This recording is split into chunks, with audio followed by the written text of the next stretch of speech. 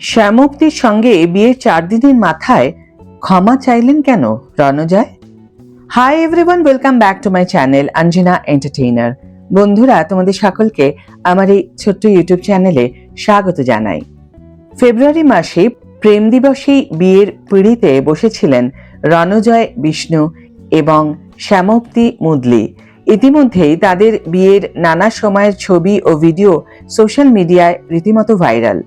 এবার রণজয় বিয়ের ছবি পোস্ট করে লিখলেন ক্ষমা করে দেবেন। কেন এমনটা লিখলেন নায়ক? তিনি তার বিয়েতে আসা অতিথিদের সঙ্গে একাধিক ছবি পোস্ট করে লেখেন, গন্তব্যে পৌঁছানোর শুভেচ্ছা পেয়ে আপ্লুত আমরা। সকলকে অনেক অনেক ধন্যবাদ আমাদের জার্নিতে আমাদের সঙ্গে থাকার জন্য। সময় কম থাকার কারণে হয়তো অনেক প্রিয় মানুষদেরকেই আমরা বেশি সময় দিতে পারিনি, বা দু একজনের সঙ্গে বিয়ে চলাকালীন তাদের আলাদা করে আপ্যায়ন করা হয়ে ওঠেনি।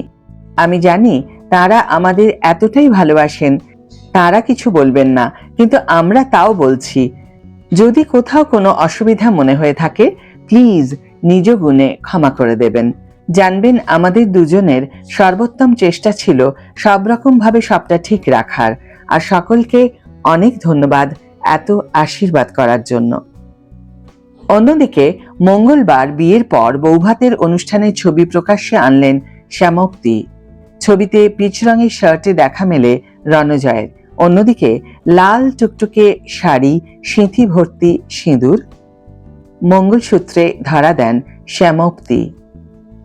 নায়িকা ছবিগুলি পোস্ট করে ক্যাপশনে লেখেন, থাকে সব লেখা ওই আকাশে।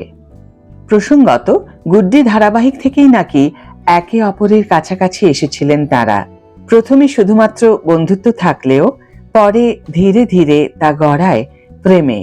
ধারাবাহিক শেষ হয়ে যাওয়ার পরেও অনেক অনুষ্ঠানে তাদের একসঙ্গে দেখা যেত। আর সেখান থেকেই রিয়েল লাইফের বাইরেও রিয়েল লাইফে দর্শকরা বারবার তাদের সঙ্গে দেখতে চেয়েছেন। যদিও শুধুমাত্র গুড্ডি নয়, একটি মিউজিক ভিডিওতেও একসঙ্গে কাজ করেছিলেন তারা।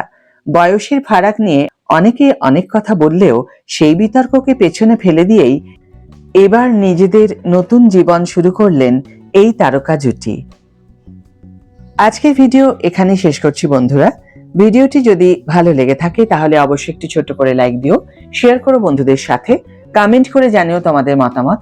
যারা এখনো আমার চ্যানেলটিকে সাবস্ক্রাইব করোনি তারা অবশ্যই চ্যানেলটিকে সাবস্ক্রাইব করে আমার পাশে থেকো। আর যারা অলরেডি সাবস্ক্রাইব করে দিয়েছ তাদের জন্য আমার অনেক ভালোবাসা এবং অনেক ধন্যবাদ। আজ তাহলে বিদায় বন্ধু, দেখা হবে পরের ভিডিওতে। ভালো থেকো, সুস্থ থেকো, সঙ্গে থেকো।